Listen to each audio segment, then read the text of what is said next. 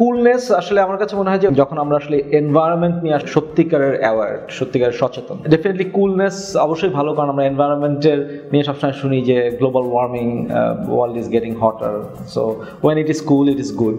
So I mean environment is I think the new coolest thing.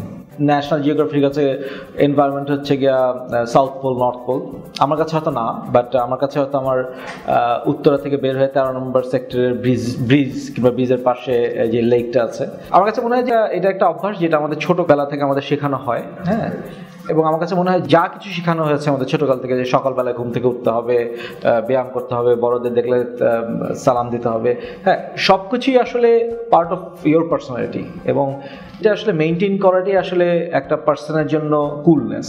হ্যাঁ, তুমি দেখতে অনেক সুন্দর হতে পারো, বাট মানে ইউ জাস্ট এখানে সেখানে ময়লা ফেলতেছো, এটা আসলে কুলনেস না। সো আমার কাছে মনে হয় এই ঘটনাগুলো আমরা সবাই দেখি, আসলে কোনো সময় প্রতিবাদও করি না, অথবা সেই ধরনের আমাদের মেন্টালিটিও ডেভেলপ করে নাই আসলে যে এই কাজটা যে আমি খারাপ কাজটা আমি করছি।